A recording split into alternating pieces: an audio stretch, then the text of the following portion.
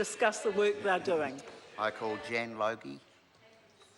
I'd like to focus tonight on one small aspect of the health estimates rather than do the large overview.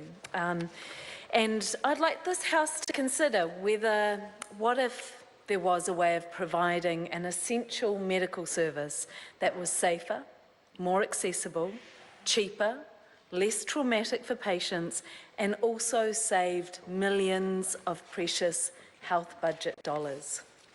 Well, there is, but we need to change our abortion laws to make it possible.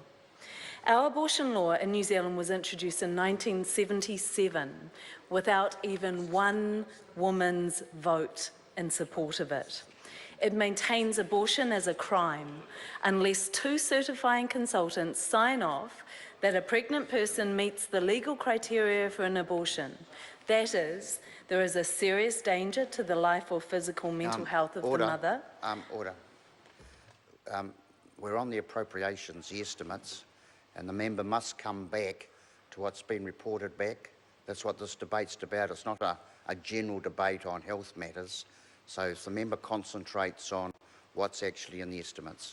Jan Logie. Point of clarification, Mr. Speaker, and just trying to understand this process. So the budget where there's budget lines around sexual and reproductive health, within the budget, that's not enough? I don't have the copy in front of me. It was a copy here of the in here. So this is the estimates, and I'll just ask the member what you're saying. If you retire it back to what's actually in the estimates, that's what it's about. So, Jan Logie. Broader than the Select Committee discussion, which does introduce sexual and reproductive health. You just carry on, but I want you to tie it back into the appropriations. Sure. Jan Logie. And the budget that is in the estimates around funding for sexual and reproductive health, which does relate to the service, and the fact that every year $3.5 million is spent on consulting physicians that are required by our very outdated law, that requires that a child would be severely handicapped physically or mentally, that pregnancy is either a result of incest or unlawful sex with a guardian, or severe mental subnormality of the mother. Clearly, this law entrenches deeply discriminatory beliefs that harm people with disabilities, and also represents a profound mistrust of women. You'll note in that list that rape is not a grounds for abortion in this country, because when it was debated by the men in this House at that time, they said that if it was, then all women would just say they'd been raped to get an abortion. Women were not, and it seems are still not, able to be trusted in our laws. And this system costs $3.5 million a year just to pay the consultants. Point of order, Simon O'Connor. While I appreciate the member raising what's an important issue for her, this really has nothing to do with estimates or what the committee discussed in any way, shape or form. No, I'm going to deal with the point of order. Yeah, what the member is, you're talking about the law and how the law, that's what I'm taking out of what you're saying, whereas this is about the appropriations rather than the law in general and those points of interest to you. So let's try again. Jan Logie. That was the framing for it, Mr. Chair. Thank you very much.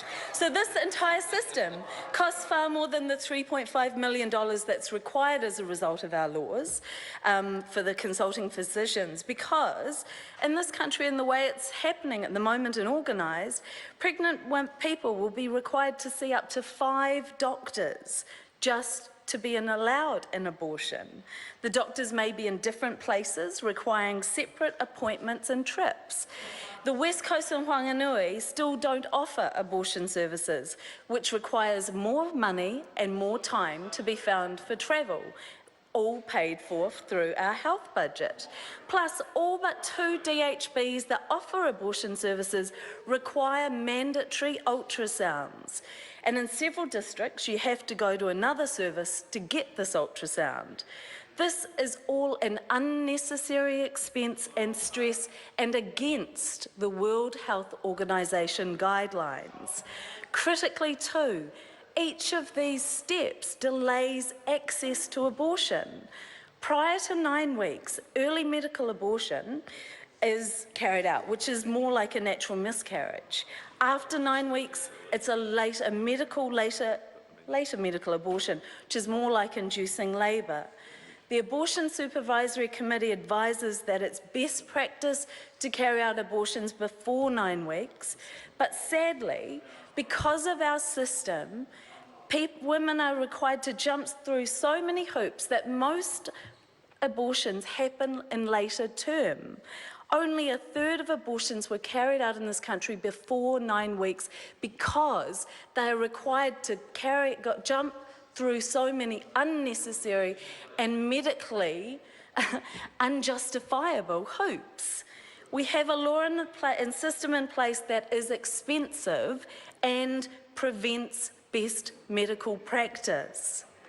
These processes required or enabled by this system, which shows up in our budget, is also a breach of the Code of Health and Disability Services, which guarantees every consumer the right to be provided with services that take into account the needs, values and beliefs of different cultural, religious, social and ethnic groups, and guarantees that every consumer be presumed competent to make an informed choice and give informed consent unless there are reasonable grounds for believing they're not competent. Our current law and budgets remove women's competency. Abortion is a health service, and I get that some people are morally opposed to it. That's okay. If you don't want one, don't have one. But we recognise that abortion was a health service back in the 1970s. We need to ensure that our current health system is based on best practice and the needs of patients rather than the morals of a minority. Our wider health budget could do with the resources. Your time has expired.